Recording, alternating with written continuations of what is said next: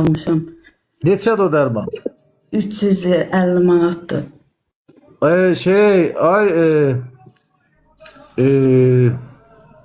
Heydar, gel görün bura. Heydar qaldı bura. Heydar. İmkan yoxdur dərmana almağa. Neynədir? Pepon qotardın mı? Nə vardı? Xanım, mən sənə inanmıram necə. Yəni ekranı açın belə göstərim. Allah and olsun, yəni Allahımıza and olsun. Yəni belə dərmana görə, başqa heç nəyə görə yox. Baxın, mən biləcəm nə var burada. Az götürəm.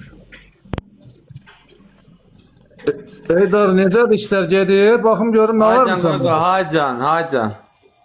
Nə vardır? Çıxardınız oranı. Ha kaka sağ olsunlar. Allah hamısına razı olsun kaka. Yazıklar əziyyət çəkdi. Allah'ın da olsun. Bak çıkın çölə kaka. Hər yer çıxardı da. Nala boy kaka, nala boyladılar. Sağ olsunlar. Allah hamısının ellerini, kollarını hamısına kurban olun kaka. Konşularıma, dostlarıma. Pul zad vermədin onlara, bədbaxtları.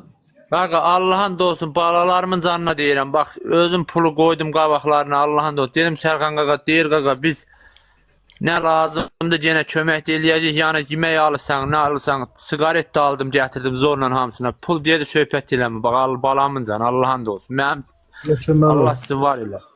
Baxın bir Yəni dənə mən- işıq var orada, yoxsa qaranlıqdır? Sabah baxalım. Çıktı ya. kaka perunuska çəkmiş. Hə, bir dənə görsək görüm. Göstərin. Xanım ev tikirik. Böyük oğlum ev tikirik, ona görə zürrü sayın. Nəvələrim var 5 dənə. Yəni istəyir dərmanı da göstərim. Dərman da budur. Allah and olsun. Yəni başa çıxanlar varsa istəyir belə göstərin də. Atıb içindəkini qurtarmışam da. Bax bu dərmandır. Bəh, xeyirli uğurlu olsun. Qardaş, hamımız yazın xeyirli olsun.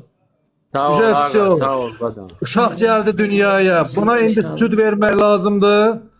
Bunu ancaq böyütmək lazımdır. Uşaq gəldi dünyaya, Allah'a şükür. Ha, şükür günümüz olsun kaka. Allah hamdan razı olsun.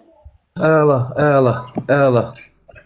Xeyirli uğurlu olsun. Allah xeyirli olsun. Maşallah. Çox gözəl. Allah bu xalqın milləti qoysun. Bu xalqa bir Allah razı olsun. salam, bir dənə qəşəng alqış. Sağ olsun. Allah hamısına razı olsun. Allah hamısının canına sağlık versin. Min Allah əvəzini bu versin. milleti- Allah güzel insanlarımızdan razı olsun. Millətə Allah dəyməsin. Bu sənə dəstək olan qardaşlar. Amin. Çox gözəl, çox sevindim. Vallahi çox sevindim. Əla. Daşı nə qədər almısan? Daş nə qədər gətirmisən?